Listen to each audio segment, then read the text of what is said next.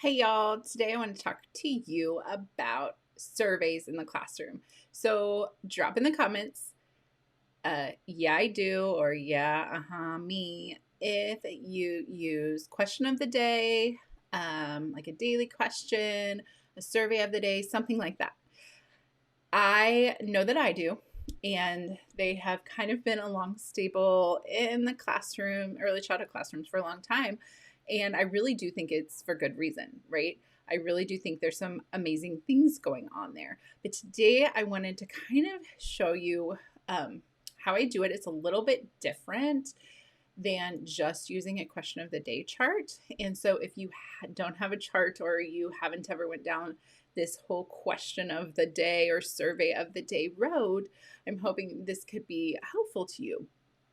I know in the past videos I've talked to you a lot about how I try not to do anything in my classroom without a very specific goal and for a reason. And I'm not going to lie to you and tell you that that's always how I've been. It's just not. It's definitely something that I've grown into and I've gotten better at. I definitely was one of those beginning teachers that wanted whatever anybody else had or whatever cool idea the teacher down the hall was doing and whatever looked cute. But I've definitely grown in that area. I don't worry as much about what feels good to me as I do about what is best for my students, and if it's not meeting the needs or if it could meet more things, more wonderfulness, then I'm going to go that way. So just prefacing this to say, I think question of the day is an awesome thing. I think that us being able to survey our students is great. Our little preschoolers, they are so egocentric. I mean, that's such a nice way of saying that they are all about themselves, but it's true. And so when they get to ask or answer questions about themselves in a question of the day, that's right up their alley. And then you're using their responses as data. And so they're interested in it because it's about them, right? And so that's why I do believe that doing a survey is great. But I did kind of want to run down and show you how I do it if you want an alternate way. When I first started in pre-K, of course, I had to have a question of the day chart. Of course I did. Everyone had one. It's what you did. And I found myself struggling to use it. Like, daily or at all. It just, I knew that the benefits were there, but I struggled with getting started with it. I struggled with getting the kids in a routine of it. I felt like it needed a lot of my time, and I really wasn't sure it was worth what the time I was putting into it. And so I just found myself kind of not using it. And I, you know, later I knew that this was great things. Like we wanted to be able to graph and I kind of wanted that, but I didn't know where to fit it in until I was working on jobs and doing some classroom jobs and what I wanted my classroom jobs to be. And I am one of those that has a job for every student every day. And yes, it does work. And yes, it's not as bad as you may think it is, but, or I guess I should say, no, it's not as bad as you may think it is. But I decided that that was going to be one of my jobs, was a survey taker. And so we have a survey taker. Now, I will tell you that I don't do this all year long.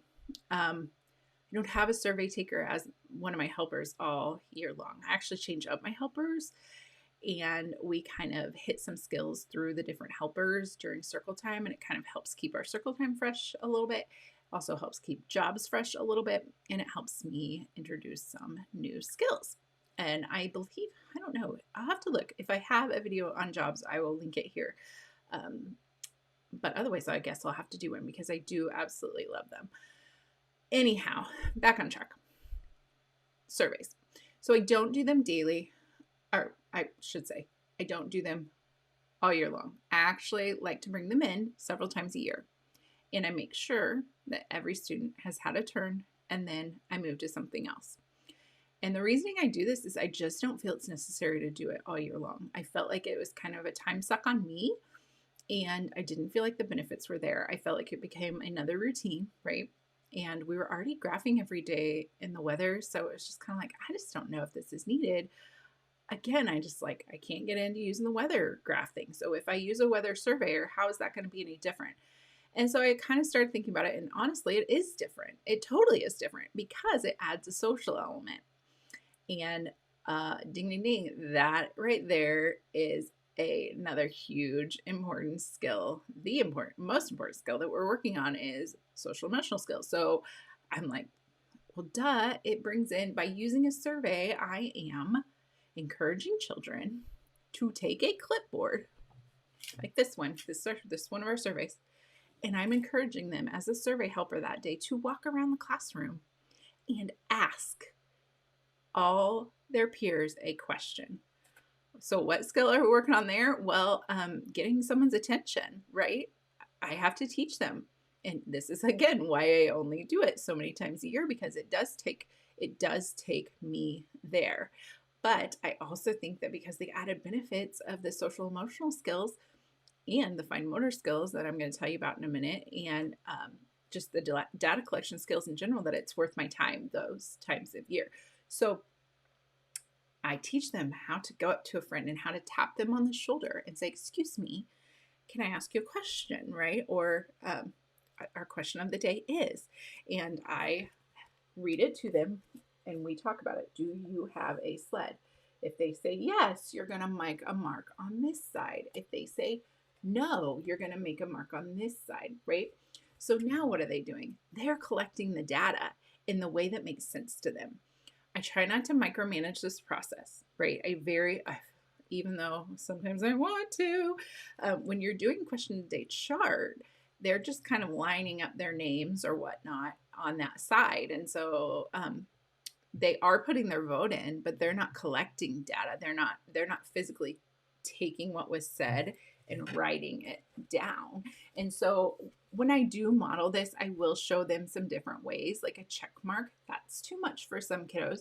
Sometimes it's just a line. Sometimes it's a dot. Sometimes it is the first letter of that child that they're surveying's name, which is pretty darn cool. Sometimes it's down here. Sometimes it's over here. And I try to get them to put it in one box so that we can count it a little bit easier, but it doesn't always happen that way. And so they know what their marks are though. So when you go with them, so they've gone around the room, they've had to ask friends the question. The friend now has to respond, stop what they're doing, look at that friend and respond to them about the question, right? And then the survey taker has now had to put that data down in the form of whatever they want, right? Whether it's a check mark, a line, whatever. Then me and the survey taker start tallying it up. And so if you think that you can't necessarily read it, you will be surprised that they totally know what all those marks are. And so we just start counting them. And then I get to help them write the numeral in the total section. So there's another benefit right there, right? And then so I should stop to say, we do this during free play. And that is before our circle time. So I help them, the kids come in, they choose their play centers. I announce which helpers there are, and I get the survey taker started and we get that rolling. And then when everything's finished, they take the clipboard over to the circle time area, and we'll revisit again when it's circle time. So let's fast forward. We're all sitting down at the circle. I have the survey taker come up and present their results. So there's another skill right there, right? Standing in front of their peers and telling them about what is on the paper. And so generally this takes a little bit of coaxing. This takes a lot of bit of me going, look, tell them how many you had for the yeses. And they start to get the hang of it. And then we get to talk about all the wonderful, great things and comparing sets of more, less, wow, nobody did this or nobody had this. We like to point out things that are kind of weird about it, or everyone in the class has a sled. Wow, that's pretty interesting to have all of us. And you'll even find that sometimes you'll have kiddos that go, we have 10 kids in our class. Why do we only have 8 results? Why do we only have 8 results? That's a good question. And then we start counting kids, and then it's like, the whole, oh, so-and-so's gone today or whatnot. And so it really prompts some amazing things. And yes, it does take time from me. But again, like I said, I don't do this every day. I don't want it to become monotonous, and I don't want it to become something they just do every day. I really want it to be a valuable experience. And so I have created for my students a set of like winter ones, a set of fall ones, and a set of spring ones. So we do it, at some point during those times. And so there's those questions on there. And generally, I'll just copy the questions and I will put them on the clipboard. And there's multiple ones in here, right? And so all I got to do is just take off that one and then see what's next. Or you could choose the type of survey you want to do, maybe based on the child and their experience with graphing, whatever works for you. But I want to show you what kinds we have. So the yes, no, obviously a very beginner one, but is easy. Like this one's, have you ever been ice skating? Yes or no. Do you have a snow globe? Yes or no. Which would you rather wear? So this isn't yes or no, but it is only two choices, a hat or earmuffs. Which do you like best, winter or summer? And then I get into three choices. Which animal do you like best? Do you like a polar bear, a penguin, or a walrus? And so now, not only are the survey takers doing some wonderful things, our little friends that are doing the survey are having to make one choice out of three, right? What is my favorite? Sometimes that takes a little bit longer than the survey taker would like it to. Sometimes they really weigh heavy on these decisions, like it's something so important. But it's funny because, and a lot of times I'll be like, well, I like both. I like two. I like them all. And it's kind of pushing them out of that comfort zone of making a decision and putting their vote behind one, right? Because we all have to do that when we go to the ballot box anyway. And so three choices there. Let's see. This one is like a Valentine's Day themed one. So I try to make sure to kind of put that in the right spot there. Which is your favorite chocolate, flowers, or balloons? Which is your favorite color?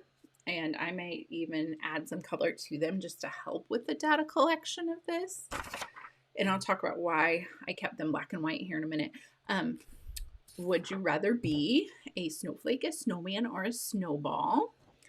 Which color mitten do you like best? And then I could add the colors to that to facilitate in them collecting the information easier. And then I have, how much snow do you prefer? So we're learning some new vocabulary. Prefer. How much snow would you rather have, right? Do you like your hot cocoa with marshmallows? No marshmallows? Or I don't even like hot cocoa, right? And then we get into the four choices. And this one is, which snow activity would you want to do? And so they have four choices of skiing, making snow angels, hockey, or sledding. They may like quite a few of them, but it didn't ask how many of them do you like. It asked, which would you want to do? So those are the different types. So I mainly have a yes and no, or a two answer, a three answer, and a four answer. And obviously it's going to be a little bit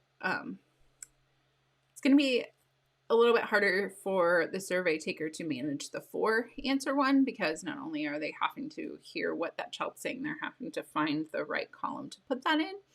So if you're starting, I would definitely start with the two, with the yes and the no. That's generally the easiest one, and move up from there. But why I keep them black and white, I found that I just like to reprint them out every year. I don't do it all year, so I could laminate them, I could reuse them, but my reasoning is that I want to be able to either, one, let them take these home, which sometimes they do. That sometimes they've put so much hard work and heart into collecting all these responses that they just can't let it go. Like, they'll ask me, well, I got to take this. I got to take this home, show my mom that, look, all these people. Well, who am I to argue with somebody wanting to take pride in their work and teach their parents about what they have learned at preschool about data collection, right? Who am I to say no? And also, I like the idea of 3-hole punching these, putting them in a binder, putting them in the classroom library. And so that they can take that binder and go back through. And if you do that, I suggest you have them put their name on it, or you put their name on it somewhere so they can remember the ones that they did. This is the survey I took. Remember, this many kids liked this. And so they can revisit it. And they absolutely love to do that. And that's a great use and way to keep them, but also revisit them, is by putting them in a binder and kind of making our class data collection book or graphing book, or whatever you want to call it. Because really it's sort of graphing because they've got the different lines, but right here mainly what they're doing is collecting data, and they may not always do it in a way that looks like a graph. So really they're surveys, and they're bringing in their own interpretation of what it looks like to report that data out, right? Like, you said yes, so what do I want to make a mark on, or what do I want to make on the paper that represents what you just said?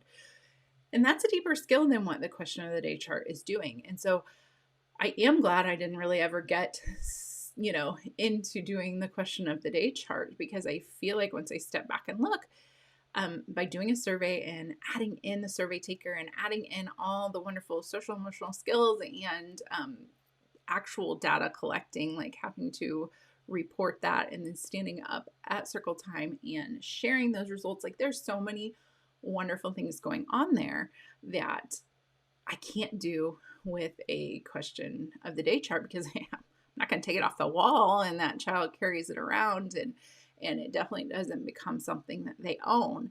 And so this is what is working for me in that area. And again, I love not doing it all year. I think it's important for me to maintain that level of interest and not make it something that we constantly are doing. I want it to be something that they go, oh yeah, we get to do this again. I love doing that. And they get better and better with it because they remember how to do it and what to do. So I will put a link in for these. Oh, I take that back. I actually have a set that's called Getting to Know Me. So it's a good set if you aren't really sure you want to dive into this, or you don't really want themes or, seasonal things like a winter or spring would bring. So that one, I apologize. That one has in it Getting to Know You, like just simple things like, do you wear glasses? What color is your hair? Those type of things that are great for the beginning of the year too, that go along with some all about me or some getting to know me, social emotional stuff. So those are options as well. So I will put that link in there. You can go check them out and see if that's something that you want to try, because I have found that they are amazing and pack a much bigger punch than traditional question of the day. So I hope you have a fabulous week. I can't believe it's flying by so fast, but I am hoping you all are well and wishing you all well and staying safe. And I'm hoping you have a great week. See you guys.